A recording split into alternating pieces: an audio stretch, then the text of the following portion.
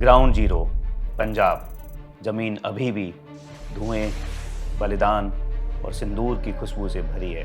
Operation सिंदूर सिर्फ एक military response नहीं था, ये एक संदेश था उन लोगों के लिए जो हमारी चुप को कमजोरी समझे हैं और हमारी शांति को डर। 7 से 9 मई के बीच में इंडिया ने पाकिस्तान की जो पिटाई की है, पाकिस्तान उसको कई अरसे तक याद रखेगा। लेकिन एक्चुअली ग्राउंड पे हुआ क्या, ये पता करने के लिए हम और हमारी टीम पहुंची फिरोजपुर सेक्टर इन पंजाब, और इस प्रोजेक्ट को परमिट करने के लिए कि हम जा कर के फॉरवर्ड एरिया के ट्रुप्स के साथ इंटरेक्ट कर सके, हम अपने chief of army staff general Upendra Dwivedi, परम विशिष्ट सेवा मधु, अति विशिष्ट सेवा मधु को तहे दिल से शुक्रिया अदा करना चाहते हैं। ऑपरेशन सिंदूर सिर्फ एक हवा में लड़ने वाली लड़ाई नहीं था। ऐसा नहीं था कि केवल आकाश, ब्रह्मोस, S-400 एयर डिफेंस केवल इनकी लड़ाई थी। यह लड़ाई थी पूरी आर्मी, नेवी और एयरफोर्स की। ऑपरेशन सिंदूर में infantry, mechanised forces, artillery, armoured forces और पूरी आर्मी का डिप्लॉयमेंट भी था, जो एक अच्छी प्लानिंग के साथ तैयार थे किसी भी कंडीशन के लिए और किसी भी जंग के लिए।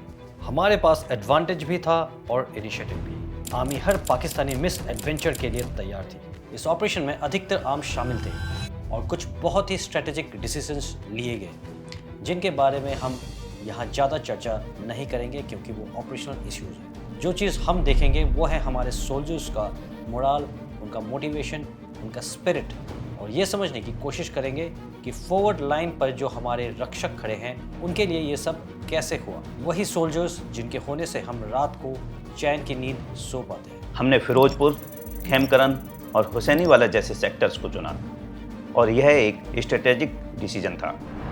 ये वही बेल्ट है जहां भारत को पाकिस्तान पर एक क्लियर स्ट्रेटेजिक एज है, खासकर सहजरा बल्ज को चलते। पाकिस्तान हमेशा से इस एरिया में अपना बैलेंस बनाने की कोशिश करता रहा है, लेकिन हमारी फॉरवर्ड डिप्लॉयमेंट्स और टेरेन एडवांटेज ने उसे रोक कर रखा है। यहाँ पर एग्रेसिव पोस्चरिंग का जवाब देना केवल डिफेंसिव नहीं बल्कि ऑफेंसिव थिंकिंग भी मांगता है। ये सेक्टर दोनों इंडिया और पाकिस्तान के लिए बहुत ही अहम और स्ट्रेटेजिक है, और शायद इसीलिए 1965 और 1971 के वॉर्स में यहाँ पे बहुत इंटेंस आर्मर्ड और मैकेनाइज्ड प्लस इन्फेंट्री का एक्शन रहा। इस प्रोजेक्ट के दौरान हमें उन जगह में जाकर के इंटरेक्ट करने का और देखने का मौका मिला है जहाँ पे कभी हमारे वीर योद्धाओं ने हमारे देश के इतिहास को लिखा। फिरोजपुर सेक्टर लुधियाना से लगभग 123 किलोमीटर वेस्ट में और पाकिस्तान के लाहौर से लगभग 75 किलोमीटर साउथ ईस्ट में मौजूद है। हुसैनी वाला और खेमकरन दोनों ही टैक्टिकली और इमोशनली भारत के लिए बहुत ज़रूरी हैं, और इसीलिए हमने अपने सफ़र की शुरुआत करी खेमकरन से। खेमकरन सेक्टर पंजाब का एक ऐसा हिस्सा है जो भारत के मिलिट्री डिफेंस के नज़रिया से बहुत ही स्ट्रेटेजिक इम्पोर्टेंस रखता है। ये सेक्टर पाकिस्तान के कसूर लाहौर एक्सिस के बिल्कुल सामने पड़ता है, और 1965 और 1971 के इंडो पाक युद्धों में यह एक बहुत ही क्रूशियल बैटलफील्ड रहा है। खेमकरन आज भारत के सबसे ज़्यादा मिलिटराइज्ड बॉर्डर जोन्स में गिना जाता है। यहाँ इन्फेंट्री, मैकेनाइज्ड और आर्मर्ड यूनिट्स परमानेंटली डिप्लॉयड है।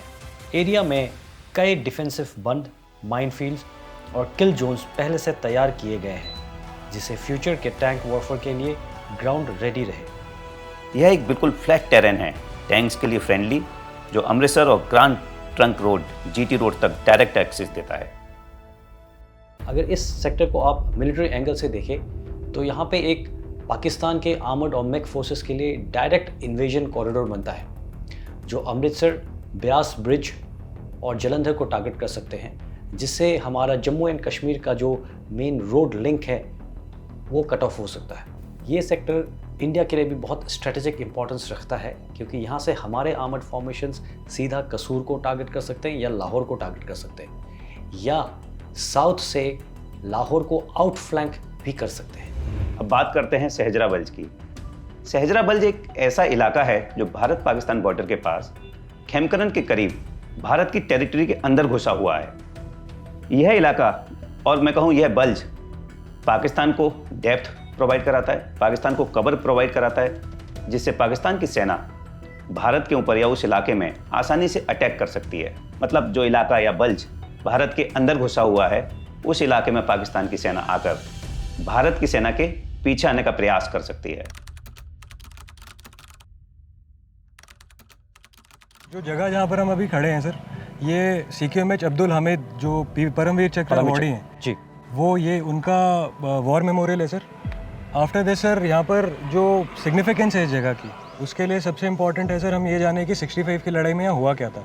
उन्हें ये कैप्चर करना था कि उनकी जो फर्स्ट आर्मर डिप थी वो खेमकरन कैप्चर करके उनका ऑब्जेक्टिव था असल उत्तर कैप्चर करना, बट इसे रोक दिया गया हमारे ब्रेव हार्ट्स जैसे जिनके मैंने आपको इंट्रोडक्शन दिया, CQMH अब्दुल हामिद, और इनकी वजह से सर। और इस टाइम पे बारिश और खेती का समय था, जिसकी वजह से जितने भी आप यहाँ पर आप फील्ड्स देख रहे हैं आज के दिन, ये सारी बॉक डाउन थी विद पानी, जिससे कि उनके टैंक्स वगैरह काफ़ी अटक गए थे। और फिर हमारे जैसे जो हमारे 2I आर्मड ब्रिगेड के कमांडर थे, उन्होंने ये मौका देखते हुए, जो कि उनका प्री प्लान था मौका, उन्होंने ये देखते हुए काफ़ी सारे उनके टैंक्स 100+ टैंक्स उन्होंने डिस्ट्रॉय करे थे, जिसमें से 40+ टैंक हमने कैप्चर करे थे। 100+ टैंक्स? ये सर। तो आई एम श्योर ये टैंक भी उन्हीं में से वो है। एब्सोल्युटली सर, ये भी उन्हीं में से एक टैंक है सर, जो आज के दिन यहाँ खड़ा है। टैंक है जिसके ऊपर पाकिस्तान को बड़ा गर्व था जिसे हमने किया था, बिकॉज हमारे टैंक्स थोड़े से इंफीरियर क्वालिटी के मानते थे वो। एब्सोल्युटली सर, जैसे हम बोलते हैं sir, it's not the machine sir, it's the man behind the machine. तो हमने वो प्रूव करा है sir bar bar in 65 and subsequently in 71 sir, and in current operations also. So that is a brief detail history about the Battle of Asal Uttar that had happened during the 1965 war. Okay. Khemkaran sector में सबसे prominent legacy है CQMH Abdul Hamid Paramvir चक्र की। वो हैं जिन्होंने 1965 के Indo Pakistan war के दौरान एक RCL गन लेकर के 7 पेटन टैंक्स को बर्बाद किया था। ये सच एन इंस्पिरेशन, आज भी उनके किस्से सुन करके हमारे जवान, हमारे ऑफिसर्स इंस्पायर होते हैं। और इस ट्रिप के दौरान हमें उनके शहीद स्मारक को विजिट करने का अनोखा मौका मिला। अभी सब जैसे कि हम ऑपरेशन सिंदूर में तैनात हैं, और हम उस महत्वपूर्ण ऐतिहासिक सेक्टर में तैनात हैं, जो कि जैसे कि अभी आपने सुना CQMH अब्दुल हमीद, जिसमें उन्होंने पूरे वर्ल्ड में ख्याति इंडियन आर्मी की और साथ ही ग्रेनेड ग्रुप की ख्याति प्राप्त की। जैसे हमारे CO साहब को इस ऑपरेशन के बारे में ऑर्डर मिला, CO साहब ने हमारी बटालियन को मूव किया। उसके साथ साथ ही हमारे जो भी सपोर्टिंग दस्ते थे, जैसे कि आर्म्ड, AD, RT, ये सभी ने मूव किया, और BSF के साथ हमारा अच्छा तालमेल था, और एक अच्छी ट्रेनिंग और पहली प्लान के मुताबिक अम्नेशन हमें यहीं पे पहले से तैयार मिला।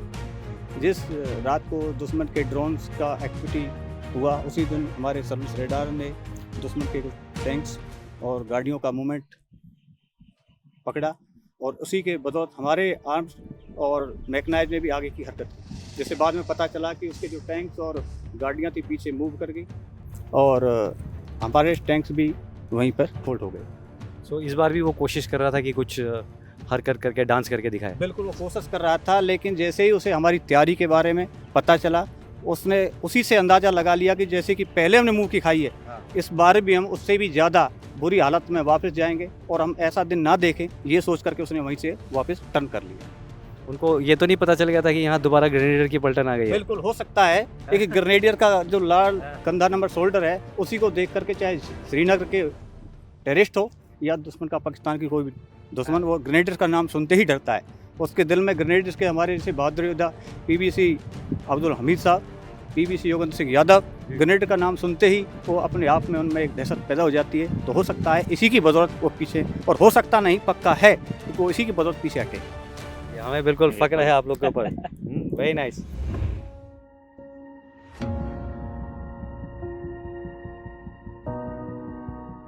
आप देख सकते हैं यहाँ पे हमारा टैक हेडक्वार्टर भी है, जो एक अंडरग्राउंड बंकर।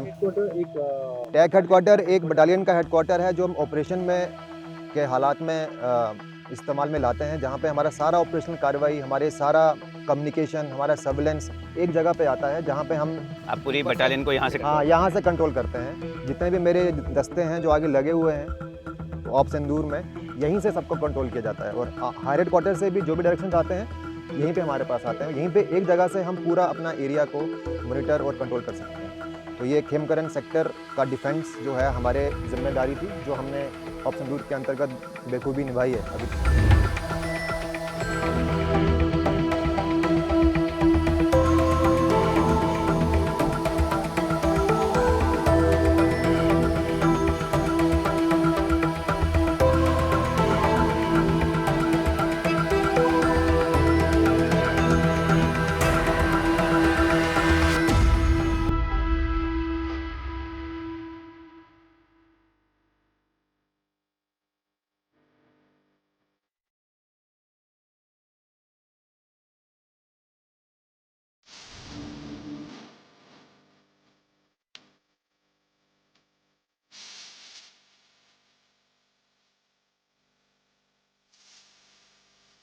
सर ये है LSV सर, ये महिंद्रा ने बनाया है इसको, इसका नाम है अर्माडो लाइट स्ट्राइक व्हीकल सर, जिसमें आप देख सकते हैं अभी एक एंटी टैंक गाइडेड मिसाइल का लॉन्चर माउंटेड है। इसी जगह पे हम दूसरा माउंट यूज़ करके इसमें एक मीडियम मशीन गन को भी माउंट कर सकते हैं। और ये पूरा बुलेट प्रूफ है? ये पूरा बुलेट प्रूफ है, इसके टायर भी अपने आप इन्फ्लेट हो जाते हैं। ये लॉन्चर फायर कैसे होता है, ये ऊपर आ जाता है?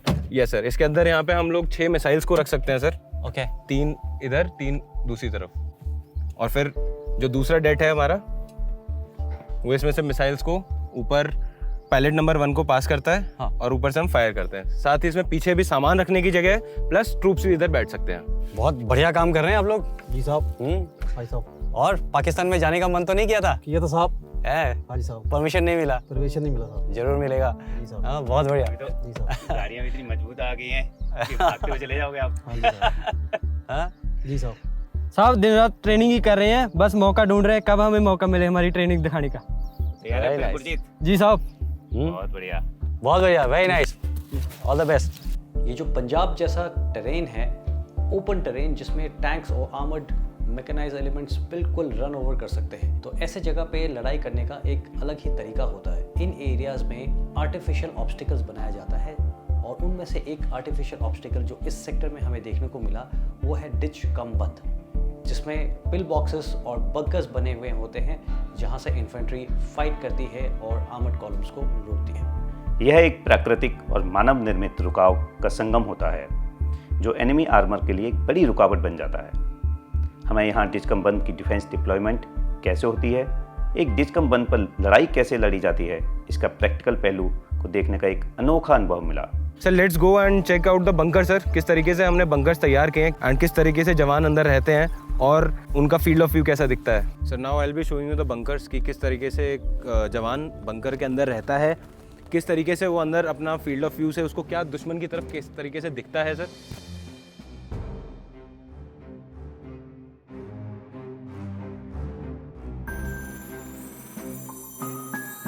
शेल्टर है सर, लिविंग कम 3 man firing trench shelter sir, जिसमें यहाँ पे रहने के लिए जवानों के लिए लिविंग बनी हुई है। साथ में इस जगह पे हम एम्यूनिशन रखते हैं, और ये है मेन हमारी फायरिंग पोजीशन सर, जहाँ से हम अपने वेपन सिस्टम को लगाते हैं। तो गुलशन तैयार हो आप? जी साहब। क्या हथियार है आपके पास में? 7.62 mm नेगेटिव एलएम जी साहब। और इसकी कितनी रेंज है, कितनी दूर पे दुश्मन को मार सकते हो आप इससे? 850 मीटर तक इफेक्टिव रेंज है सर इसका। 850 मीटर तक दुश्मन को एंगेज कर सकता हूँ सर मैं। तो रात में कैसे करते हो फिर आप? सर रात के समय फायर करने के लिए इस वेपन में हमारे पास PNS वे है, और अगर हम साइड का यूज़ ना कर रहे हों तो इसमें बीटा लाइट साइड की सुविधा दी गई है, जिससे हम रात के समय फायर कर सकते हैं सर। पंजाब जैसे एरियाज में लड़ाई करने के लिए आर्मर्ड और मैकेनाइज्ड कॉलम्स सबसे ज़्यादा अहम और इम्पॉर्टेंट होती हैं। आर्मर्ड जैसे आपको पता है टैंक्स की सवारी करके टैंक्स से ऑफेंसिव लॉन्च करते हैं।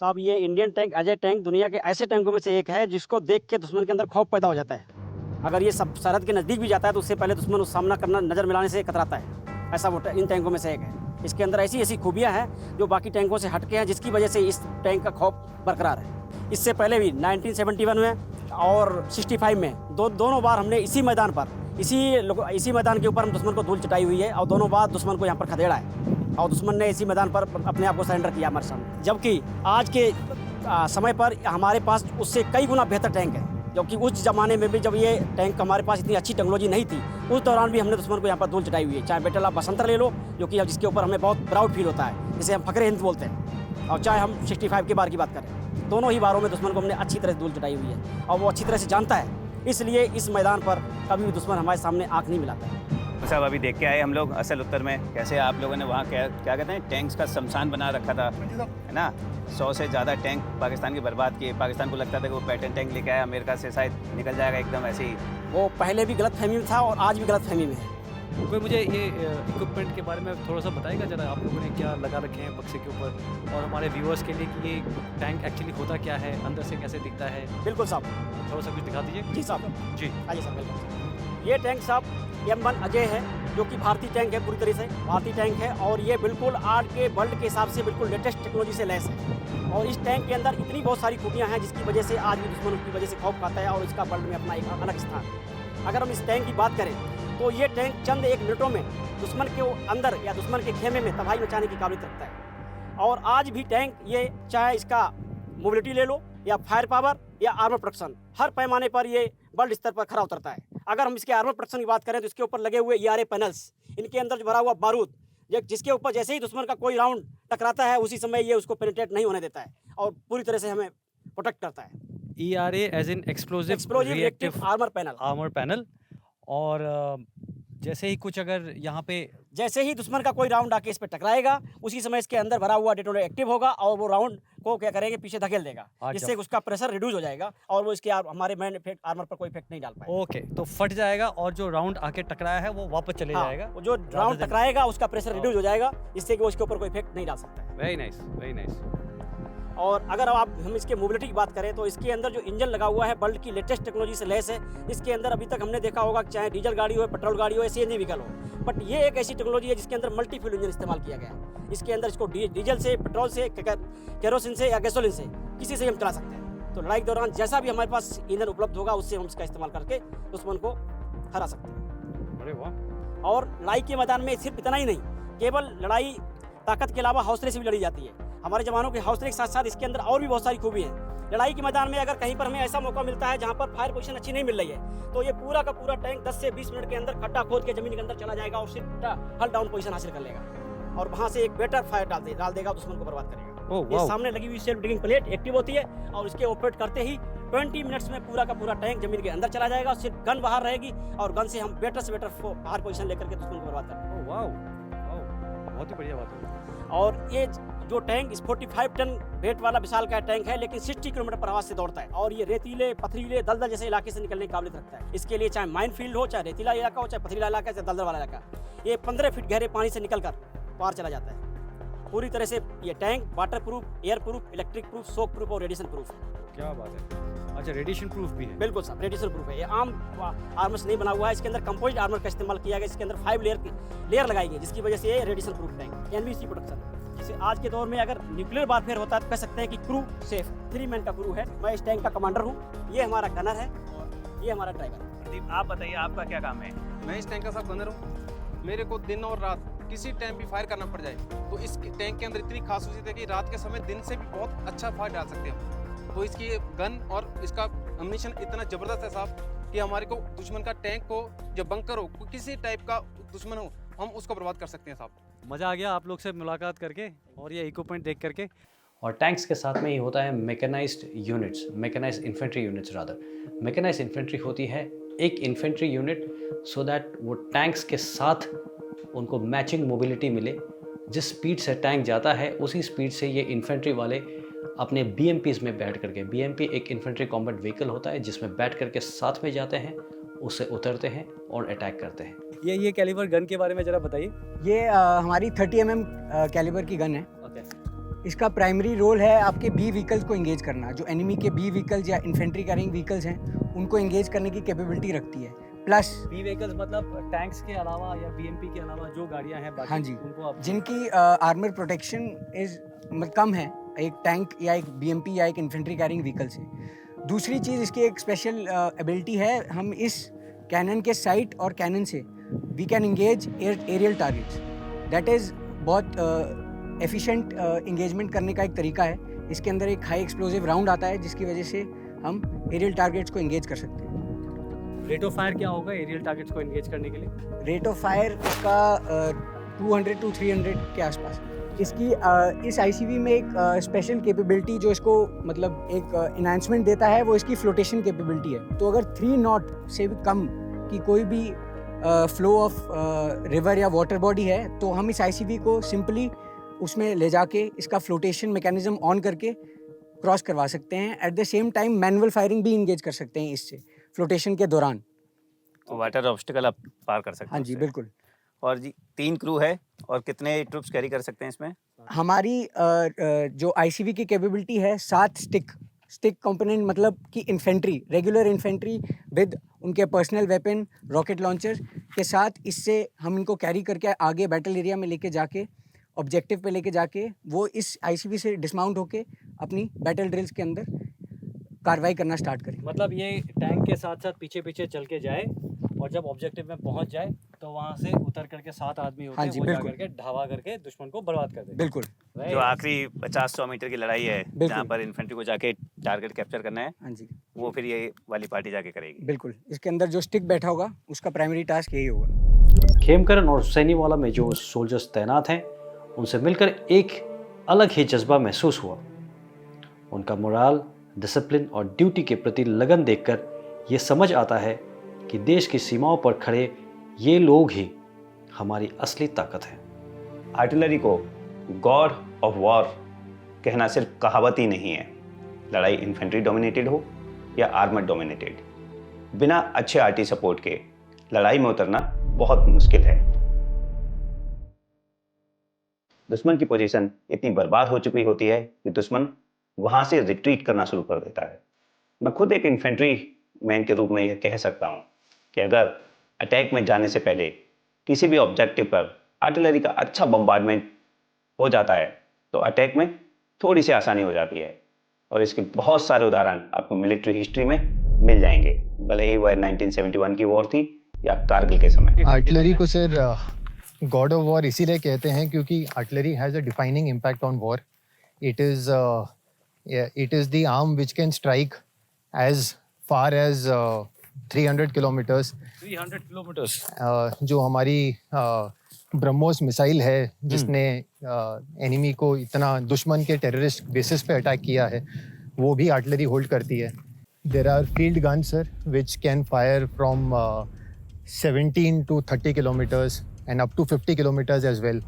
So we have basically all ranges, सभी ranges पे हम दुश्मन को engage कर सकते हैं, इफेक्टिव फायर ला सकते हैं और उसको डिस्ट्रॉय कर सकते हैं, और इसी वजह से आर्टिलरी को सिर्फ गॉड ऑफ वॉर कहा जाता है। मुकुल, थोड़ा सा आप व्यूअर्स के लिए बताएंगे कि फील्ड, मीडियम, इसका क्या डिफरेंस है? रेंज का, गन्स का क्या डिफरेंस रहता है? सर फील्ड मीडियम गन्स जो हैं ये एक तरीके से गन का जो कैलिबर है उससे डिफाइन होती है। ये जो आप देख रहे हैं ये एक फील्ड गन है, इसका कैलिबर 105 mm है, यानी 105 मिलीमीटर इसका डायमीटर है। और उसी तरह से जो मीडियम गन्स होती हैं, मीडियम गन्स आर हेवियर, उनका कैलिबर ज़्यादा है, 130 और 155 mm मीडियम गन्स जो हमारे पास हैं। सो क्लियरली जो कैलिबर है उससे गन्स में कितना एक्सप्लोजिव है, कितना TNT है, वो डिफाइन करता है, और उससे जो टारगेट पर इफेक्ट है वो भी इसका एक फंक्शन है। एंड उसकी अकॉर्डिंग उसका रेंज भी चेंज हो जाता है? हाँ सर, तो गन्स जितनी हैवी हैं उतना उसका रेंज ज़्यादा होगा, बिकॉज उसमें प्रोपेलेंट ज़्यादा आ सकता है, यानी उसमें चार्ज एक तरीके से ज़्यादा आ सकता है। उज्ज्वल, मेरे को ये आर्टिलरी के ये इनडायरेक्ट फायरिंग है, तो आप मेरे को जरा इनडायरेक्ट फायरिंग और ये डायरेक्ट फायरिंग वाला कॉन्सेप्ट बेसिक लेमैन के लिए इसको समझिए। ओके, तो लेमैन टर्म्स में मैं इसको ऐसे समझाऊंगा, जैसे इनडायरेक्ट फायरिंग वो होता है जब हमें दुश्मन नहीं दिख रहा है, दुश्मन को देखने वाला एक ओपी ऑफिसर सामने बैठा है, वो देख रहा है कि इसका जो राउंड है वो कहाँ गिर रहा है। तो आप ये कह रहे हैं कि सपोज करिए इसकी रेंज है कितना? 17 किलोमीटर। 17 किलोमीटर। अगर आपकी गन यहाँ पे 17 किलोमीटर दूर लगी हुई है, हाँ। और आपका ओपी कितना दूर होगा? ओपी यहाँ से 5 या 6 किलोमीटर दूर रहेगा गन से। जो दुश्मन का एरिया में जहाँ पे जो ग्राउंड हाँ, डालना है या इफेक्ट डालना है, वो देख रहा होगा, वो देख रहे होंगे। हाँ, और वो वहाँ से यहाँ पर बताएंगे, वहाँ पे डेटा पास करेगा और गन्स उस एलिवेशन पे और उस बेयरिंग पे लगा के वहाँ पे फायर करेंगे। दूर से फायर करेंगे 5-10 किलोमीटर पीछे से, हाँ, और एक्यूरेट फायर आएगा। मतलब ये पहाड़ी अगर है तो इसके ऊपर से ओपी ऊपर बैठ करके देख रहा होगा, गन्स पीछे छुपाव में होंगे और ऊपर से इनडायरेक्ट फायरिंग। यस, ये इनडायरेक्ट फायरिंग। और डायरेक्ट फायरिंग में क्या होता है कि हमें गन से ही टारगेट दिख रहा है, it is within the range of 1000 metre. तो इसमें जो अपना लेयर होता है नंबर 1, वो यहाँ से गन टारगेट को देख सकता है और खुद ही एंगेज कर सकता है, इसके लिए ओपी ऑफिसर की जरूरत नहीं पड़ेगी। तो आर्टिलरी को डायरेक्ट फायर में कहाँ यूज कर सकते हैं? इसको हम आगे फॉरवर्ड एरियाज में लगाते हैं, जहाँ पे हमें ज़्यादा लगता है कि जैसे दुश्मन का टैंक्स आ सकता है या दुश्मन का कोई की फीचर, मतलब जो अप्रोचेस है वहाँ पे आ सकते हैं, वहाँ पे हम लगाते हैं ज़्यादातर। पहाड़ पे भी एलसी वगैरह पे भी लगा सकते हैं। पहाड़ी इलाके में भी डायरेक्ट फायरिंग का काफ़ी काम आता है। वहाँ पे एलसी एनवायरनमेंट में कारगिल में हमने पहले इसे इस्तेमाल किया गया है। वहाँ से हमें दुश्मन की पोस्ट दिख रही होती है और वहाँ हम इसको डिस्ट्रॉय कर सकते हैं। ये बताइए आप में से कि ऑपरेशन सिंदूर में आप लोगों ने क्या एक्सपीरियंस किया अभी तक? अभी इस सिंदूर ऑपरेशन में हमने डिप्लॉयमेंट किया। इस डिप्लॉयमेंट में हमें सिविलियन का बहुत सपोर्ट मिला। इस सपोर्ट के साथ साथ हम जो डिप्लॉयमेंट किए हैं ये हमारा रूटीन वर्क भी चलता रहता है। एक्सरसाइज में और ओपी कामयाब में भी हम ये कार्रवाई करते रहते हैं। हम रातों रात डिप्लॉयमेंट करके और लड़ाई के लिए एकदम रेडी थे। हमें कभी भी किसी टाइम भी कुछ भी ऑर्डर मिले हम करने के लिए तैयार थे। अभी जो ये ड्रोन्स वगैरह आ रहे थे इतने सारे, तो आप लोग को कुछ दिखा कहीं आसपास? जी सर, हमें दिखाई दिया। जिस दिन हमें मूव करना था उसी दिन दिखाई दे दिया था। उसी दिन फिर मूव भी किए और डिप्लॉयमेंट करके बहुत सारे ड्रोन हमारे को दिखाई दिए। फिरोजपुर से लेकर ओपी एरिया में भी हमारे को दिखाई दिए जहाँ पे हम डिप्लॉयमेंट थे। तो कुछ मार गए नहीं आपने? फिरोजपुर में हमारे लोकेशन के ऊपर ही था, उसमें हमने फायर किया था और एडी भी साथ में फायर की थी। एक ड्रोन तो गिरा दिए थे साहब। इसके अलावा हमारे फार्मेशन में एंटी ड्रोन नेट बनाए गए हैं जो कि गन्स और कमांड पोस्ट की ड्रोन अटैक से सुरक्षा देता है। ये जो गन है हमारी 105 mm फील्ड गन है, जो कि जिसका रेंज जैसे कि अभी बताया सामने 17,200 है। इसमें हम नॉर्मल टाइप ऑफ 5 टाइप का मिशन फायर करते हैं और दुश्मन के लिए बहुत ही कारगर है। हम इसमें डायरेक्ट इनडायरेक्ट दोनों तरीके की फायरिंग कर सकते हैं। ये आपके सामने भी लेआउट किया गया सब HE राउंड है ये, जिसका वेट 17.2 kg है। इसे तो बॉडी बना सकते हैं। जैसे नॉर्मल बुलेट होता है उसका कार्ट्रिज और सेल साथ में होता है, बट एक भारी होने कारण इसका ये सेल बोलते हैं इसको और इसको कार्ट्रिज बोलते हैं, जिससे कि ये कार्ट्रिज हमारे पास रह जाता है और ये कार्ट्रिज में जो बारूद है इसकी मदद से सेल को हम टारगेट तक पहुंचाते हैं। अच्छा, ये कार्ट्रिज अलग से लगता है? ये अलग से लगता है जिस पे वो बर्न करता है। हाँ, और इसके फोर्स से जो उसमें मतलब फोर्स आता है, एक्सटेंडेड रेंज मिलता है। और एमिंग वाला क्या है? ये है? हाँ, ये कॉलीमीटर है, जिसमें क्योंकि जैसा कि बताया कि हमारी गन इनडायरेक्ट फायर करती है जी। दुश्मन हमें यहाँ से नजर नहीं आ रहा है, बट हम क्या है एक पॉइंट को हम इसमें फिक्स कर देते हैं, जिसकी मदद से जो भी हमारी बैरिंग मिलेगी, जो भी डायरेक्शन मिलेगा, उस डायरेक्शन पे हम गन को ले करके इसकी मदद से हम और फायर करते हैं। जैसे कहते हैं कि आरटी एक एरिया वेपन है। हाँ। तो उसका क्या मतलब है साहब? एरिया वेपन का मतलब ये है कि जैसे हम लोग मतलब नॉर्मल अगर हम इसको आराम से फायर करेंगे तो एक गोली एक दुश्मन है, लेकिन आरटी का एक गोला कई दुश्मन को बर्बाद कर सकता है। साहब उसके बारे में बताएंगे जरा, ये क्या चीज़ है? ये अभी जो न्यू जनरेशन रिक्रूटमेंट आ रहा है तो ये GDU, इसको GDU बोलते हैं। नॉर्मल वे में मैं बताना चाहूँगा कि जैसे कि आरटी 3 वे में पार्ट में काम करती है। ओपी एंड पे क्योंकि 17 किलोमीटर रेंज होने के कारण ओपी एंड ऑब्जर्वर जो कि टारगेट एंड के जस्ट आईवी पे बैठा हुआ है, जिसको आगे दुश्मन दिख रहा है। उधर से वो डाटा जो भी टारगेट का डाटा है वो पास करेगा। हमारे साथ में कमांड पोस्ट में डाटा आता है, वो उसको कमांड पोस्ट में डाटा को टेक्निकल डाटा को वर्कआउट करके जो गन को चाहिए बैरिंग और रेंज उसमें कन्वर्ट करके गन को सिर्फ बैरिंग और रेंज की इस दिशा में। हाँ, और इतने डिस्टेंस में। ओके, तो वो जो भी आएगा कन्वर्ट करेंगे, उसको कन्वर्ट करके हम टेक्निकली एक ETC इक्विपमेंट है उसके जरिए हम गन के ऊपर गन डिस्प्ले यूनिट के ऊपर डिस्प्ले हो जाएगा डाटा। ओके, इधर जो हमारे गनर है, गनर इस डाटा को रिसीव करेगा, चेक करेगा और गन के ऊपर लगाएगा और फायर करेगा। ओके, हमने कुछ देर पहले एक फील्ड आर्टिलरी गन देखी है। Yes sir. तो अभी आप हमें क्या दिखाएंगे यहाँ पे? Sir this is a Russian 130 mm M46 gun sir, which has a longer caliber and longer range than a field gun sir. Sir this is a Russian gun named nomenclature is Russian 130 mm M46 gun sir.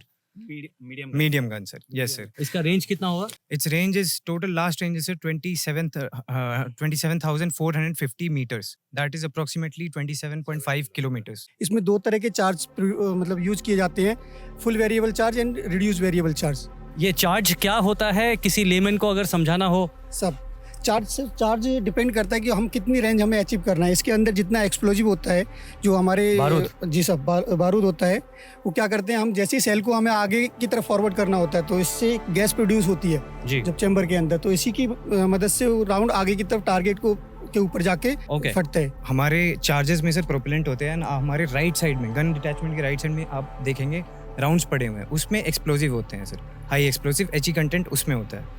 ये sir हमारे shells है sir, इन shell को वो आगे projectile को हमें move कराने में मदद करता है, हमें थ्रो करने में मदद करता है वो जो हमारे चार्जेस है सर। वो पीछे ब्लास्ट करेगा यस सर, जिससे इसको बूस्ट मिलेगा। यस सर, और ये ज़्यादा दूर। यस सर, एक्चुअली सर ये बैलिस्टिक्स का कॉन्सेप्ट लगता है सर।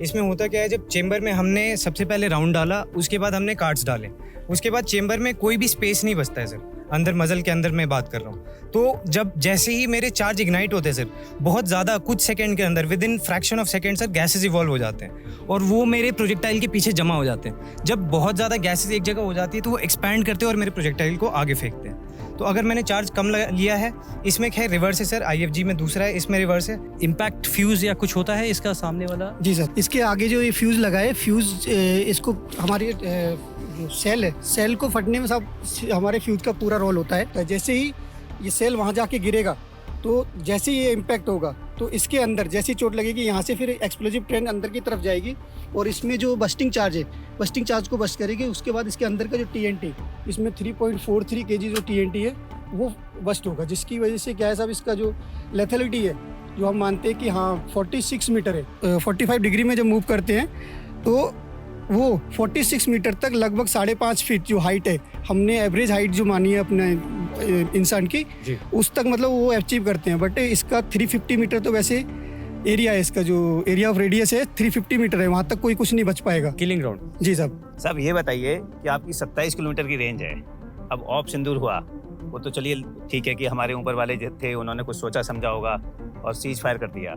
आप लोग तो बिल्कुल तैयार थे आगे जाने के लिए, तो अगर लड़ाई होती और आपको मौका मिलता तो कहाँ तक पहुँचते आप? अब लड़ाई होती तो हम अभी यहाँ से खड़े होकर कसूर तक इंगेज कर सकते थे, और अगर जरूरत पड़ने पर हम और एडवांस करके दुश्मन के आगे तक इलाके में जाके आगे लाहौर तक भी हम जाने की क्षमता रखते थे सब। क्या बात है, बहुत बढ़िया। सुविधा राकेश साहब, हर आदमी की ना एक सिपाही की उसमें तमन्ना रहती है कि एक बार साला लड़ाई होगी और एक बार ही दुश्मन बिल्कुल टकराने का, बिल्कुल मसलने का मौका मिल जाएगा। आपकी क्या तमन्ना थी इस बार? हम बिल्कुल तैयार थे साहब, और हमारे दिल से तमन्ना थी एक बार बस हमें ये मौका मिले और हम इनको दिखाएं कि हमारी क्षमता क्या है और हमारी ताकत क्या है।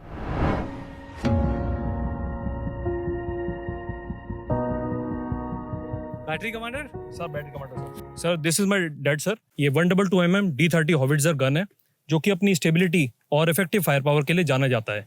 ये वेपन का हर एक राउंड दुश्मन को 15.3 किलोमीटर तक दूर इंगेज करके मौत के घाट उतारने में सक्षम है। तो साहब अभी जब पहलगाम हुआ साहब, तो अंदाजा तो कुछ हो ही गया था कि कुछ ना कुछ तो होगा। जी सर, है ना, सरकार ऐसे चुप तो बैठेगी नहीं, देश भी ऐसे चुप नहीं बैठेगा। जी सर। तो आप लोगों ने क्या सोचा कि अब क्या होने वाला है? हम तो ये सोच रहे थे कि अभी हमें बिल्कुल डिप्लॉय होकर पाकिस्तान के ऊपर फायर करने का मौका मिलेगा, लेकिन हमें वो मिल नहीं पाया मौका। चलिए कोई नहीं, लेकिन फिर जब ये हुआ कि सिंदूर हो गया है, आपने ऊपर ड्रोन वगैरह देखे होंगे। अच्छा, ड्रोन से मेरे को ये ऊपर जो नेट लगाया हुआ है ये उसी के लिए क्या? ये सर एंटी ड्रोन नेट बोलते हैं इसको हम, वो ड्रोन से प्रोटेक्शन के लिए ये नेट लगाया है। ऑपरेशन सिंदूर में इन्फेंट्री, आर्मर, मैग, इन सभी का योगदान था, लेकिन यह जंग मेन रूप से इस बार बनी एयर डिफेंस आर्टिलरी की और इंडियन एयरफोर्स की। भारत के इतिहास में यह पहली बार था जब किसी भी लड़ाई में एयर डिफेंस और एयर डिफेंस आर्टिलरी ने इतना इम्पोर्टेंट रोल अदा किया।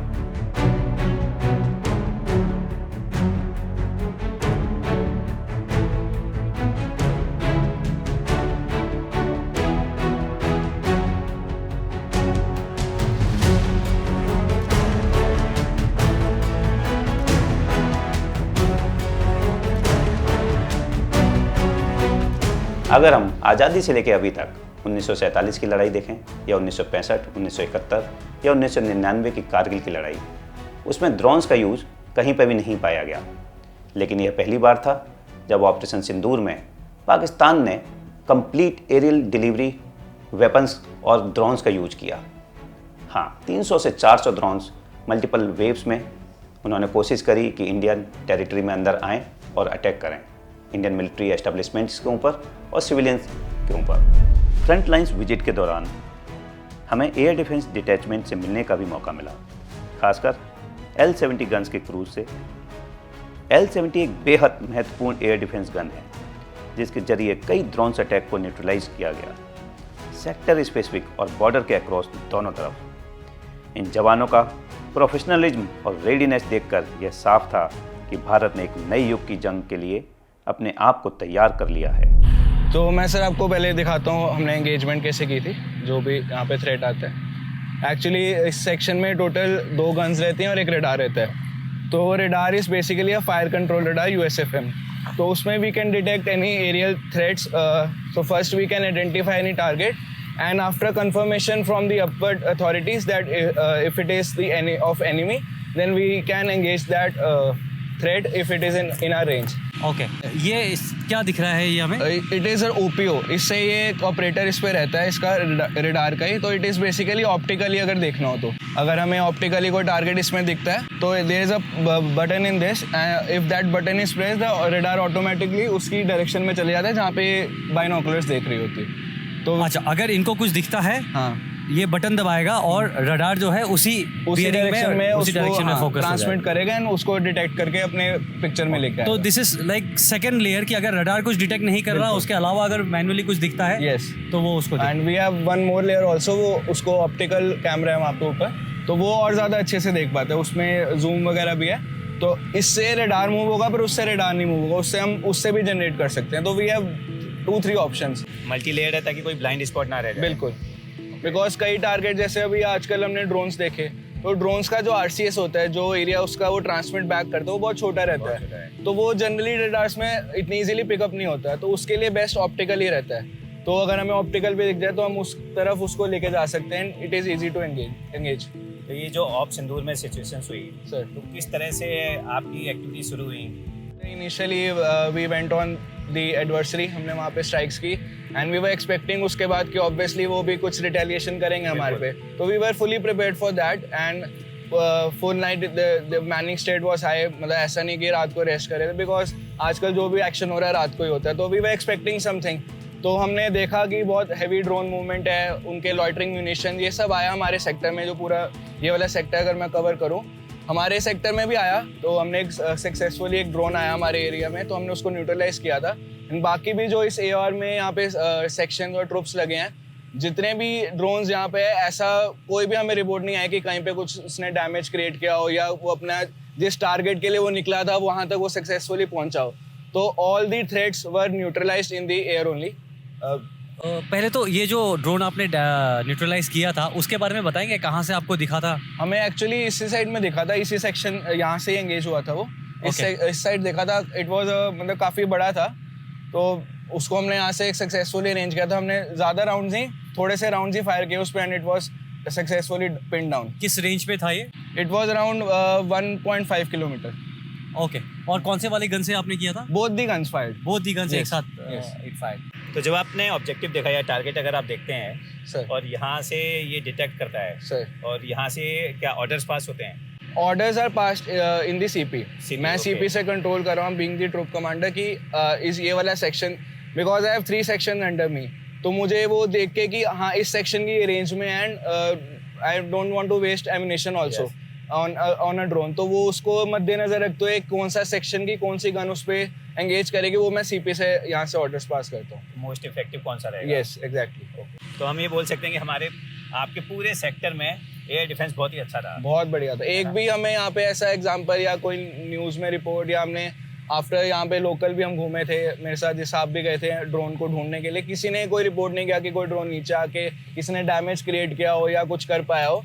सब कुछ एयर में ही न्यूट्रलाइज हो गया था अच्छे से। एंड इनफैक्ट अगर हम ये कहें कि शायद हमारा पूरा ओवरऑल एज एन ऑर्गेनाइजेशन या एज ए कंट्री पूरा ही एयर डिफेंस ने बहुत अच्छा काम किया। बहुत अच्छा काम किया है ना। बिकॉज मीडिया में जो भी आया बट ग्राउंड पे शायद कोई भी ऐसी खबरें ज़्यादा नहीं हमें सच में कुछ ऐसा नहीं मिला कि भाई यहाँ पर बहुत हैवी डैमेज हुआ है क्योंकि कहीं हुआ ही नहीं है डैमेज। हमने होने नहीं दिया damage. So proud of thank you. Great sir तो बताइए जरा इसके बारे में हमें सब इक्विपमेंट के बारे में। सर ये L70 गन है। इसका रेट ऑफ फायर है इसका 300 राउंड है पर मिनट। 300 राउंड पर मिनट? पर मिनट। एक सेकंड में 5 राउंड। एक सेकंड में 5 राउंड जी। और ऑटो पे बाकी सिंगल के ऊपर भी हम करते हैं तो सिंगल के ऊपर भी फायर करती है। और इसका हॉरिजेंटल रेंज इसका 12,600 मीटर है। इसका जो गोला है 12,600 मीटर किलोमीटर यानी कि जाता है 12 किलोमीटर 600 मीटर। 12 किलोमीटर 600 मीटर जी। ओके। और इसका जो हमारा रडार है रडार से 3.5 किलोमीटर का इसका रेंज है और रडार के बिना इसका 2.5 किलोमीटर का रेंज। अच्छा ओके। तो रात को ये ड्रोन्स आपको नज़र से दिख जाता था या सारे रडार से ही कंट्रोल होते थे? नहीं रडार से भी कंट्रोल होता है नज़र से भी दिख जाता है यानी कि जो उसके दो हाइट ज़्यादा नहीं होता जैसे बाकी सैटेलाइट वगैरह हैं उनकी हाइट ज़्यादा होती है, वो भी घूमते रहते हैं, ऊपर दिखते रहते हैं, लेकिन ड्रोन थोड़ा नीचे होता है, उसका जो चमक है वो भी ज़्यादा था। और बहुत साल के बाद दोबारा ये लड़ाई लड़ने का मौका मिला और नए जो बच्चे हैं इनको भी सीखने का टाइम मिल गया है। बिल्कुल आने वाले समय में जैसे हम लोग रिटायर हो जाएंगे कुछ सालों में, तो ये अभी आराम से कर सकते हैं, क्योंकि इन्होंने सब कुछ लाइव देख लिया इस बार कैसे भी होता है। और इन्होंने नई जो वॉरफेयर शुरू हुई है कि ड्रोन वाली और ये वाली, इस पे बिल्कुल हाथ साफ हो गया। जी जी, पहले ड्रोन का इतना नहीं था, इस समय ड्रोन का ज़्यादा रहा इस बार में। और कैसे हैं आप लोग? तो ये गन पे कितने लोग बैठते हैं? 6 आदमी का सब अलग अलग ड्यूटी है। जैसे नंबर वन का ड्यूटी करेगा, जैसे 4 नंबर वो कोक करेगा, फीड करेगा, 5 नंबर जो एमिनेशन वो लोड करेगा, और जो 6 नंबर होता है वो एमिनेशन सप्लाई मतलब एमिनेशन ला के रखेगा गन पे। जो 3 नंबर जो है वो टारगेट को पकड़ेगा, 2 नंबर टारगेट को पकड़ेगा, ये टारगेट को एंगेज करके नंबर 1 के आदेश पर फायर होगा। हिंदुस्तान और पाकिस्तान के बीच में और एक बहुत बड़ा डिफरेंस है, और वो है जो सिविलियंस हमें सपोर्ट करते हैं। स्पेशली हमारे ये फोर्ट विजिट के दौरान हमें पता चला कि जब फोर्सेस इतना ज़्यादा एक साथ मोबिलाइज करते हैं तो इतना आसान नहीं है, उनका एडमिनिस्ट्रेशन रुक जाता है। अलग अलग जगह जब डिप्लॉयड होते हैं उनके कम्युनिकेशन के लिए ऑप्टिकल फाइबर केबल्स बिछती हैं, वो फाइबर केबल्स को खोद करके अंडरग्राउंड करना होता है। आर्मी के जब तक प्लांट इक्विपमेंट वहाँ तक पहुँचे नहीं हैं, हमारे सारे सिविलियंस भाइयों ने पंजाब के बढ़ चढ़ करके अपने सारे प्लांट इक्विपमेंट दे दिए उनको। खाने पीने रहने की किसी प्रकार का कोई प्रॉब्लम नहीं आना दिया।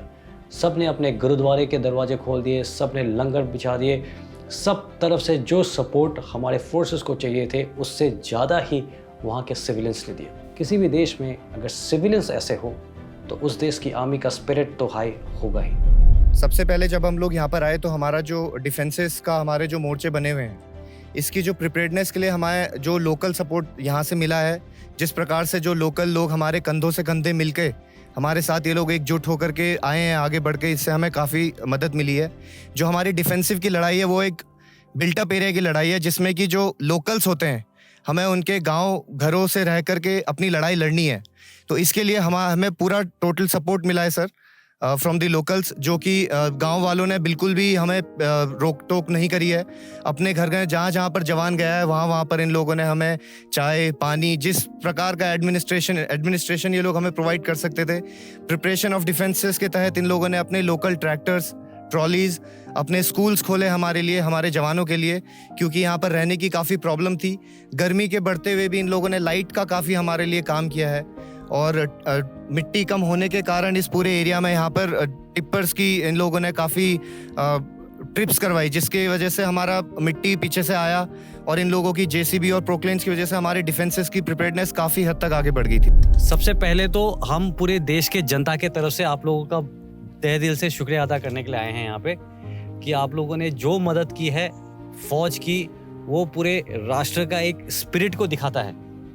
इनफैक्ट हम आकर के पिछले 2-3 दिन से यहाँ पे फौज के साथ काफ़ी हमने घूमे हैं, उनके सारे प्रिपरेशंस को हमने देखा है, और एक बात तो है, जहाँ भी गए हैं हर जगह सबने यही बोला है कि यहाँ पे जो आप लोगों ने मदद की है उसके बिना पॉसिबल नहीं था कि जिस हिसाब से हमने घुसा मारा है पाकिस्तान का इस बार। आप में, हम में, हमारे देश में, और जो अपने दुश्मन हैं उनके बीच में यही फ़र्क है, क्योंकि आप लोग पूरे फौज के पीछे खड़े हैं, तभी हम हासिल कर पाते हैं जो भी हम हासिल कर रहे हैं। इसके बिना पॉसिबल ही नहीं है। सर इंजय, मैं विजय कुमार छाबड़ा जलालाबाद तो छाबड़ा बरादरी सभा ਅਸੀਂ 15-20 ਸਾਲ ਤੋਂ ਬਣਾਈ ਹੋਈ ਹੈ। ਕਰੀਬ ਸਾਡੇ 200 ਪਰਿਵਾਰ ਛਾਬੜਾ ਬਰਾਦਰੀ ਦੇ ਨੇ। ਸਾਡੇ ਪ੍ਰਧਾਨ ਸ਼੍ਰੀ ਸ਼ਿਵ ਕੁਮਾਰ ਜੀ ਛਾਬੜਾ ਜੀ ਨੇ, ਜਿਨ੍ਹਾਂ ਨੂੰ ਸਾਨੂੰ ਦਿਸ਼ਾ ਨਿਰਦੇਸ਼ ਦਿੱਤੇ ਨੇ ਕਿ ਹਰੇਕ ਦੀ ਸੇਵਾ ਕਰਨੀ। ਫੌਜ ਦੀ ਜੰਗ ਦੇ ਵਿੱਚ ਜਾਂ ਕੋਈ ਹੋਰ ਕਿਸੇ ਤਰ੍ਹਾਂ ਦੀ ਹੈਗੀ ਹੈ, ਕਾਰਗਿਲ ਦੇ ਵੇਲੇ ਕੋਈ ਲੰਗਰ ਲਗਾਉਣਾ। ਹਰ ਸਾਲ ਅਸੀਂ BSF ਜਾਂ ਕਿਸੇ ਨਾਲ ਜਾ ਕੇ 1-2 ਪ੍ਰੋਗਰਾਮ ਬਣਾਉਣੇ ਹੈ, ਤਿਉਹਾਰ ਮਨਾਉਣੇ ਆ ਉਹਨਾਂ ਨਾਲ। ਸੁਲੇਮਾਨ ਚੌਂਕੀ ਚਲੇ ਗਏ, BSF ਦੇ ਚਲੇ ਗਏ, ਰਾਖੀ ਦਾ ਤਿਉਹਾਰ ਮਨਾ ਲਿਆ, ਕੋਈ ਹੋਰ ਤਿਉਹਾਰ ਹੋ ਗਿਆ, ਸਾਲ ਦੇ ਵਿੱਚ 1-2 ਫੰਕਸ਼ਨ, ਲੰਗਰ ਵਗੈਰਾ, ਜੋ ਵੀ ਮਤਲਬ ਜਿੰਨਾ ਅਸੀਂ ਕਰ ਸਕਦੇ ਹਾਂ ਉਹ ਸਾਡੀ ਬਰਾਦਰੀ ਕਰਦੀ ਹੈ, ਵੱਧ ਚੜ੍ਹ ਕੇ ਹਿੱਸਾ ਲੈਂਦੀ। ਤੁਸੀਂ ਕੀ ਫੋਨ ਮਾਰੋ, ਜਿਹੜੀ ਚੀਜ਼ ਚਾਹੀਦੀ ਹੈ ਸ਼ੈਲਰ ਤੋਂ ਤੁਹਾਡੇ ਵਾਸਤੇ ਹਾਜ਼ਰ ਹੈ। ਜਦੋਂ ਵੀ ਤੁਹਾਨੂੰ ਕਿਸੇ ਚੀਜ਼ ਦੀ, ਕਿਸੇ ਤਰ੍ਹਾਂ ਦੀ ਕੋਈ ਵੀ ਜ਼ਰੂਰਤ ਹੈ, ਅਸੀਂ ਤੁਹਾਡੇ ਨਾਲ ਸਹਿਮਤ ਖੜੇ ਹਾਂ। ਤੁਸੀਂ ਸਾਨੂੰ ਦੱਸੋ, ਜਿੱਥੇ ਹੋ ਅਸੀਂ 400 ਚੱਲ ਕਰ ਦਿਆਂਗੇ।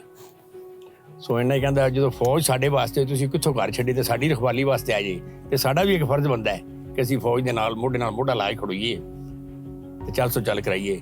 ਅਸੀਂ ਤੁਹਾਡਾ ਬਹੁਤ-ਬਹੁਤ ਧੰਨਵਾਦੀ ਹਾਂ ਜਿਨ੍ਹਾਂ ਨੇ ਆ ਕੇ ਸਾਨੂੰ ਤੁਸੀਂ ਸੰਭਾਲਿਆ ਤੇ ਅਸੀਂ ਜਿੰਨਾ ਕੁਝ ਕਰ ਸਕਦੇ ਸੀ ਅਸੀਂ ਦਬਾਲੇ ਕੀ ਕੀਤਾ ਜੀ ਸੋ ਮੈਂ ਜ਼ਿਆਦਾ ਕੁਝ ਨਾ ਕਹਿੰਦਾ ਹੋਇਆ ਮੈਂ ਤਾਂ ਜਾਇਜ਼ ਕਹਾਂ आपने बोला कम है लेकिन किया बहुत ज़्यादा है और आपने जो किया है इनफैक्ट आप लोगों ने जो किया है ये पूरे भारतवर्ष के सभी सिटीजन्स के लिए एक एग्जाम्पल है। हमारा फर्ज है जी, फौज का फर्ज तो है वो आगे खड़ेंगे लेकिन हमारा भी तो फर्ज है यार हम आपकी सपोर्ट करें आप भी तो बच्चे छोड़ कर आए हो हमारे बिल्कुल सही बात हमारे बच्चों को परवरिश करने के लिए है तो हम आराम से सोते हैं इसलिए कि हमारे फौजी भाई खड़े हैं अगर फौजी भाई को किसी चीज की जरूरत है तो हम पीछा दिखाएं क्या हमारे को फोन आया हम आधी रात को बाजार बैठे हैं इन्होंने मेरे को बोला मैंने चाबी लो जो चीज चाहिए रखो लो उठाओ जो और मंगवाना है मेरे को बताओ मैं पीछे लेकर आ जाऊंगा। इन्फेंट्री को बैटलफील्ड की रानी कहा जाता है और इसके पीछे एक बहुत गहरी वजह है। जैसे शतरंज में रानी का किरदार सबसे स्ट्रांग होता है उसी तरह से इन्फेंट्री किसी भी बैटलफील्ड में जब आखिरी फैसला लिया जाता है तो वह इन्फेंट्री के ऊपर डिपेंड करता है। अगर आप देखें तो एयरफोर्स एयर कॉरिडोर को सिक्योर करती है और दुश्मन के हवाई जहाज़ों को नेस्तनाबूद करती है। आर्मर्ड दुश्मन के बंकर्स को या दुश्मन की डिफेंस को तोड़ती है। आर्टिलरी अटैक शुरू होने से पहले एक बम्बार्डमेंट करती है ताकि डिफेंस कमज़ोर हो जाए, लेकिन आखिरी 100 गज की लड़ाई या ऑब्जेक्टिव पर झंडा फहराने का काम इन्फेंट्री के कंधों पर होता है। पूरा की पूरा वारफेयर इन्फेंट्री के ही इर्द गिर्द घूमता है, भले ही वो इंजीनियर्स हो जो माइनफील्ड में से रास्ता प्रोवाइड कराती है या ब्रिजेस लगाती है। इन्फेंट्री का सिपाही किसी भी लड़ाई का एक मूलभूत और निर्णायक हिस्सा होता है। हमारे इस फ्रंट लाइन विजिट के दौरान एक और महत्वपूर्ण और स्ट्रेटेजिकली एसेंशियल सेक्टर जहां हमें जाने का और इंटरेक्ट करने का मौका मिला वो था हुसैनीवाला सेक्टर। हुसैनीवाला सेक्टर पंजाब का सबसे स्ट्रेटेजिक जोन्स में से एक है। ये एरिया सिर्फ ज्योग्राफिकल रूप से नहीं बल्कि हिस्टोरिकल, मिलिट्री और वाटर सिक्योरिटी के नज़रिया से भी बहुत महत्वपूर्ण है। सो अभी हम हैं हुसैनीवाला बराज के ऊपर, आप देख रहे हैं ये हुसैनीवाला सेलिएंट में है और हमारे साथ हैं young and handsome captain Aryan from the Madras regiment. या आपकी मूंछों से पता चल रहा है। सबसे पहले तो ये बताओ ये मूंछों का राज क्या है? सर मूंछों का राज I would take it is a tradition और I would say the earmark of a Madras regiment sir. ये एक तरह से ट्रेडिशन है सर हमारा। तो this moustaches are very famous in Madras regiment. तो जो भी ऑफिसर या फिर हमारे जवान होते हैं sir we keep it during any field postings और even like of Sindoor it was there. तो हमें उस समय ये मूंछें रखते हैं सर। तो आर्यन सर आज हम हुसैनीवाला पे इस ऐतिहासिक जगह पे खड़े हुए हैं सर एंड मतलब सबको को बताया कि इस जगह का 47 से पहले भी नाम था और अभी भी है। यस और हमेशा किसी न किसी चीज़ के लिए न्यूज़ में हर जगह पे हुसैनीवाला का नाम जरूर आता रहता है। और जितना ये हमारे करीब है पाकिस्तानी भी चाहते हैं कि किसी तरह से हुसैनीवाला मिले। तो क्या ऐसी क्या बात है इस जगह पे? सर हुसैनीवाला एक्चुअली बहुत इंपॉर्टेंट लोकेशन है sir both for India and Pakistan. It is important because of 3 reasons mainly. पहला है सर जो रोड आप देख रहे हैं पीछे जो ये ब्रिज दिख रहा है आपको this is the Hussainiwala barrage. इसको जो रोड जा रहा है this known as to be Delhi Multan road. और पार्टीशन से पहले इसी रोड को यूज़ करके people use to connect from India to Pakistan. However इसके अलावा यहाँ पर आप 2 चीज़ देखा जहाँ पर हम खड़े हैं अभी इस समय दिस इज ये दीपालपुर कनाल है sir. This barrage was responsible is actually responsible for feeding 3 canals. पहला बीकानेर गंग कनाल गोज टू बीकानेर। तो जो महाराजा बीकानेर ने पानी अपना राजस्थान ड्राई था बिल्कुल सर उसके लिए एक नहर निकलवाई थी। Yes sir yes. तो वो यहाँ से शुरू होती है सर। ओके। और दूसरा है ईस्टर्न कनाल जो कि पंजाब का सदर्न रीजन को इरिगेट करती है सर। और तीसरा था दीपालपुर कनाल ये जाती थी Pakistan. Third important reason I would say so is the Empress Bridge. अगर आप पीछे देखेंगे वो पिलर्स अभी भी दिख रहे हैं। यस सर ये पिलर्स एंड द ब्रिज ये बनाया था 1887 में सर। तो इसके ऊपर से डबल डेकर ब्रिज था सर। ऊपर से जाता था बुलेट का ट्रैक और नीचे से ट्रेन। सो अब नाम सुनोगे पंजाब मेल जो आज चलती है मुंबई से फिरोजपुर के लिए सर। वो उस टाइम पर चलती थी पार्टीशन से पहले मुंबई से लेकर सीधे पेशावर के लिए सर। तो this was the bridge which was used. तो हुसैनीवाला का जो पूरा सिग्निफिकेंस है क्या वो it's primarily because of this barrage क्योंकि ये बराज हमारे पास में है और पाकिस्तान चाहता है कि अगर इसको कर ले तो शायद किसी तरीके से उसको पानी मिल जाए? नहीं sir barrage it is one of the reason एक रीज़न है सर ये। अदरवाइज एक बहुत इंपॉर्टेंट रीज़न इसके अलावा है that is the national martyrs memorial. यहाँ पर एक लोकेशन है समाधि बोलते हैं उसको लेमैन लैंग्वेज में एंड कॉमन मैन जो फेमस है। वहाँ पर शहीद भगत सिंह, शहीद राजगुरु एंड शहीद सुखदेव इन सब की समाधि जहाँ पर लास्ट बरियल इनका हुआ था, burial ceremony which had taken place, वो हुसैनी वाला के अंडर हुई थी। और 1961 में स्वर्ण शेख अकौड़ा को धोके देखेंगे, वो समाधि 1961 से पहले पाकिस्तान में थी सर। हमने सुलेमान के में पाकिस्तान को 13 गांव दिए जस्ट बिकॉज हम ये समाधि अपने अंडर ले पाए इंडिया में। 61 में जब स्वर्ण शेख जब हुआ उस टाइम पर ये समाधि हमारे इंडिया के पास है, आज तक हम उसको गार्ड करते हैं। और हर दिन इवन शहीदी दिवस जो कि 23 मार्च को होता है हर साल, यहाँ पर लाखों की संख्या आती है, यहाँ पर अपने श्रद्धांजलि देती है तीनों हमारे मार्टियर्स को sir. Very nice, very nice. Thank you Aryan. Right sir. Wish you all the best. बहुत बढ़िया काम कर रहे हैं आप लोग and we really proud of all of you. Thank you sir. तो आकाश, आप तो घातक प्लाटून कमांडर हैं। Yes sir. और घातक तो बिल्कुल इन्फेंट्री बटालियन की एकदम एसएफ टीम की तरह होती है।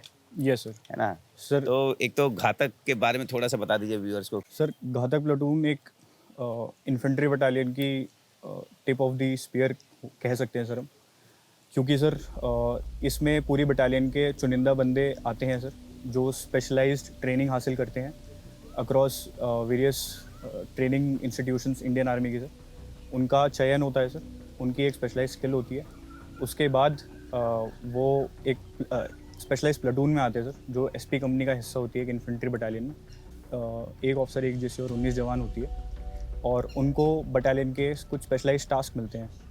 और सर इस ऑपरेशन के दौरान भी हमारी घातक प्लाटून एकदम तैयार थी, और हमने कुछ ऑपरेशंस अंडरटेक भी किए sir which were preventive in nature, और हम पूरे तैयार थे, हमें बस आदेशों का इंतज़ार था सर। Very nice. मुझे बार बार आप लोगों से मिलता हूँ तो जेलसी महसूस होती है क्योंकि हमने 20 साल नौकरी निकाल दिया और हमें ऐसा कुछ माहौल नहीं मिला। हमने देखा है CI सिटी वाले ऑपरेशंस तो बहुत किए, बट एक्चुअली ये जंग वाला माहौल जब हुआ तो आप में और आपके ट्रुप्स में आप लोगों ने क्या महसूस किया? कुछ अलग महसूस किया? हम इससे पहले जो भी मेरा सर्विस के अंदर मैंने देखा था, मेरा 23 साल का सर्विस हो रहा है, इसके अंदर मैंने देखा था कि हमने एक्सरसाइजें कहीं किया था, कहीं ट्रेनिंग किया था, इसी तरह कहीं ये किया था, लेकिन इस ऑपरेशन सिंदूर से हमको एक्चुअली ग्राउंड के ऊपर क्या चलता है, कैसे हमने डिप्लॉय होना है, क्या कार्रवाई करना है, इसके बारे में ऑन ग्राउंड अप्लाई करके हमने एक अच्छा तजुर्बा मिला हमको। इससे हमको ये लगता है कि अगला कभी भी कुछ भी हो जाए, अपने सर्विस के अंदर या अपने जूनियर्स को भी आज आया हुआ नया अग्निवीर तक भी किसी को भी ये डाउट नहीं है कि अगला क्या करना है मैं कर रहा हूँ। पहले क्या हम एक्सरसाइज हमारा अंडर में करते थे, तो उसके बारे में हम सीखना थोड़ा सीख ही चल रहा था, लेकिन कोई भी अप्लाई करने का मौका नहीं मिला। लेकिन ये ऑपरेशन सिंदूर एक अच्छा मौका मिला है कि हमको। सबसे पहली बात यहाँ पर है हुसैनी वाला हेडवर्क्स, जो कि सतलज नदी के ऊपर बना हुआ है, और उसे इस पूरे रीजन की पानी का कंट्रोल हो रहा है। और यही नहीं, यहाँ से गंग नहर भी निकलती है जो कि पूरे राजस्थान को पानी प्रोवाइड कराती है। इसीलिए पाकिस्तान हमेशा हुसैनी वाला हेडवर्क्स के ऊपर नज़र रखता है ताकि वो इसको कंट्रोल कर सके और पानी को अपनी तरफ डाइवर्ट कर सके। और मैं कहूँगा कि यह वही पवित्र स्थल है जहाँ पर शहीद भगत सिंह, शहीद राजगुरु और शहीद सुखदेव की समाधि है। इसीलिए 1961 में भारत ने पाकिस्तान के साथ बात करके उनको 13 गांव दिए फजिल्का के पास में, और यह जगह अपने हिस्से में ली। हाँ हिरेमठ साहब, जरा हमें यहाँ का ओरिएंटेशन दीजिए जरा। ये हुसैन वाला बैरेज बोलते हैं सब यहाँ पे। इस हुसैन वाला बैरेज में हम पानी को स्टे करते हैं यहाँ पे। जो भी जितना भी हमारे लिए ज़रूरत है वहाँ पे दूसरी किसी के लिए पीछे चले जाते हैं। जो यहाँ से जो पानी निकलते हैं ये आगे जाके पाकिस्तान के लिए चले जाते हैं। हाँ, आगे जो उनका IB पिलर है उसी से वो आगे पाकिस्तान की बॉर्डर है, वहाँ से पाकिस्तान का अंदर पानी जाता है। और आपका क्या एक्सपीरियंस रहा है ऑपरेशन सिंदूर में? और इस ऑपरेशन सिंदूर में तो हम ऑलरेडी एक किला बना दिया है यहाँ पे हुसैन वाला बॉर्डर में। अच्छा। हाँ, क्योंकि सब हम ऑलरेडी सामने बैठा हुआ है उनके सामने, और जितने भी है जो अभी 22 को जो उन लोगों ने दुश्मन ने हमारे ऊपर किया हुआ है, उसी के ऊपर हमारा आके हमारा उनको दुश्मन को कुछ भी कर सकते हैं बोल के हमने हर जो ट्रेनिंग मिला हमारे लिए उसी का हिसाब से हम पूरा तैयारी होके उनका कोई भी आने से भी हम नहीं छोड़ सकता है और डिफेंस को आगे पीछे नहीं कर सकते हैं। उसी प्रकार हम तैयार होके बैठे हुए थे, और जवान हमारा जितना भी है मोटिवेशन था। हाँ, इतना मोटिवेशन था, उनको आगे हमने नहीं छोड़ सकते। आपको देख के तो सब मोटिवेट हो जाएंगे। आप लोगों को देख के ऐसा लग रहा है दुश्मन डर के मारे वहीं से भाग जाएगा। क्यों भाग गया था? भाग गया था। हर फौजी को मौका नहीं मिलता जंग का, और आप लोग जिस स्टेट में थे, मतलब इतना क्लोज पिछले इतने कारगिल के बाद से सो कैसा लगा आप लोग को? हमें एक अपॉर्चुनिटी था जो एक्चुअल में हमने जो ट्रेनिंग में जो सीखा है, हमें कहता है कि जो ट्रेनिंग में बहाया हुआ पसीना लड़ाई में खून को बचाता है, बट लेकिन हम खून बहाने के लिए यहाँ तैयार थे बिल्कुल। अपने सिर्फ आदेश का इंतज़ार था कि आज रात को आदेश मिल जाए, और जो हम पिछले 15-20 साल से जितने भी जो ट्रेनिंग किए हैं, जो सीखे हैं, उसको ऑन ग्राउंड में इम्प्लीमेंट करने के लिए, जिसके लिए हम ये वर्दी पहने हैं, उस वर्दी का कर्ज को चुकाने के एक सबसे बड़े मौके थे हमारे पास। लेकिन कुछ एक कारणों की वजह से आदेश नहीं मिल पाया, बट लेकिन हम बिल्कुल तैयार थे। अगर के दुश्मन एक गलत कदम उठाए थे, उसके पूरा सत्यानाश कदम हम करने के लिए तैयार थे। जनरली ट्रेनिंग में हम कन्वेंशनल की तैयारी करते हैं, है ना। तो इस बार क्या हुआ, ये ड्रोन्स आए, बड़ा हल्ला हुआ ना कि ड्रोन्स आए, पाकिस्तान ने 300-400 ड्रोन्स भेजे। तो आप लोगों को ये नहीं लगा कि यार कि ये क्या है, इससे कैसे लड़ाई लड़ेंगे, कैसे करेंगे? यूक्रेन रशिया का वार शुरू हुए, जिसमें पता चला कि आज की जो आने वाला लड़ाई है वो टेक्नोलॉजी का लड़ाई है, और काफ़ी हद तक कम ड्रोन्स के ऊपर निर्भर है। तो हम भी उसके ऊपर बिल्कुल तैयार थे। हमें भी ड्रोन्स के बारे में बताया गया था कि ड्रोन्स का क्या खूबियाँ हैं, क्या कमियां हैं, वो क्या कर सकते हैं, और ड्रोन के अगेंस्ट हम क्या कर सकते हैं। एक सबसे बड़ी हमारा सफलता रहा कि 0% कैजुअलिटी से हमने जितने भी ड्रोन्स आए उसको रोका गया है। बहुत बढ़िया, बहुत बहुत धन्यवाद। वीर मद्रासे, वीर मद्रासे, वीर मद्रासे, भारत माता की, भारत माता की, भारत माता की। ड्रोन्स आज सर्विलेंस और टारगेटिंग के लिए एक महत्वपूर्ण हिस्सा बन चुके हैं, लेकिन इनका एक बड़ा लिमिटेशन भी है, बैटरी लाइफ। ज़्यादातर ड्रोन्स सिर्फ 30 से 40 मिनट तक ही हवा में रह सकते हैं, उसके बाद उन्हें वापस आना पड़ता है। लेकिन अगर किसी एरिया पर लंबी ड्यूरेशन तक नज़र बनाए रखनी हो तो यह एक चैलेंज बन जाता है। इसी चैलेंज का हल इंडियन आर्मी ने निकाल लिया है। हाल ही में आर्मी ने नए ड्रोन्स इंडक्ट किए, ऐसे ड्रोन्स जो एक केबल के जरिए ग्राउंड स्टेशन से जुड़े रहते हैं। इनमें बैटरी का लिमिटेशन नहीं होता, क्योंकि पावर ग्राउंड से लगातार मिलती रहती है। सर, ये जो इक्विपमेंट अभी आपके सामने लगा है सर, तो उनकी ये खासियत है, लड़ाई के दौरान दुश्मन की कोई भी जैमिंग व्यवस्था या इंटरफेरेंस से बच के लगातार सर्विलेंस देने की क्षमता रखता है सर। ये सर मेक इन इंडिया और आत्मनिर्भर भारत के इनिशिएटिव के तहत एक Indian firm new space research and technology द्वारा डेवलप किया गया सर। अभी ये रिसेंटली हमें इंडक्ट हुआ सर। ये जैमिंग इसलिए नहीं होता है क्योंकि इसके जो सिग्नल्स हैं वो इस कॉर्ड से आता है। Correct sir. ये सर कॉर्ड से इसका सीधा सिग्नल आता है। यस सर, किसी करेक्ट। प्रकार का कोई स्पूफिंग, जैमिंग, किसी प्रकार का इंटरफेरेंस, इसको इसके सिग्नल्स मिलते रहेंगे। Correct sir. सर, ये जो क्वाडकॉप्टर है, ये ग्राउंड स्टेशन के साथ, ये वायर के साथ जुड़ा है सर, जो कि ग्राउंड स्टेशन कौन सा है वो? ये वाला सर, ये ग्राउंड स्टेशन सर, ये बेसिकली वायर और पावर की जो इस्तेमाल के लिए, साथ ही वहाँ पे आपके पास ग्राउंड कंट्रोल स्टेशन है सर, जो भी फीड आता है उसको मॉनिटरिंग करने के लिए जो व्यवस्था है सर। इसके अलावा आप दिखाना चाहते हैं इसमें? आइए। Yes sir. Safety check, fly.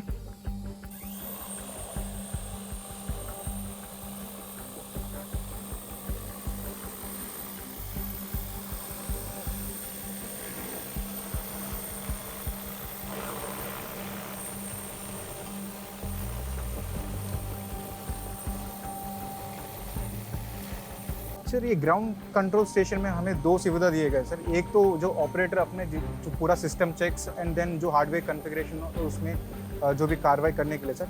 साथ ही साथ एक LED स्क्रीन दिया गया सर, जो भी कमांडर्स जो अपना मतलब फीड को मॉनिटर करना चाहते हैं तो उसके लिए एक और सुविधा है। ये जो है आप कहीं हेडक्वार्टर में कहीं और यस भी सर, शेयर अगर कर सकते फीड हैं। वगैरह यहाँ से हम शेयर कर सकते हैं सर। डिव सर्विलेंस सेंटर या फिर को सर्विलेंस सेंटर में जहाँ पे भी ये फीड वगैरह वहाँ भेजना है तो सर हम यहाँ से हम शेयर कर सकते हैं सर। तो ये शेयर कैसे, वायर से होगा या? यस सर, इसके लिए सिग्नल की व्यवस्था है सर। हर जगह पे हमारे ड्रॉप पॉइंट्स हैं, तो जस्ट वहाँ पे कनेक्टिविटी देके हम इसकी फीड ये फीड डायरेक्ट वहाँ पे चला जाएगा। और अगर इसको हमें 360 डिग्री में देखना है घूम? यस सर, इसमें सब कुछ कंट्रोल है सर। जैसे कि ये जो कंट्रोल सर, ये कैमरे को हम 360 डिग्रीज 90 डिग्रीज अप और डाउन हम कंट्रोल कर सकते हैं सर। इसमें 80x की जूम भी दिया गया सर। कोई अगर टारगेट अगर हमारे क्लोजली ऑब्जर्व करना चाहते हैं। मैं आप सभी को पूरे हमारी तरफ से ही नहीं, पूरे देशवासियों की तरफ से धन्यवाद देना चाहता हूँ। बहुत बढ़िया काम कर रहे हैं आप लोग और थैंक यू। हमें गर्व है आप सबके ऊपर। All the best.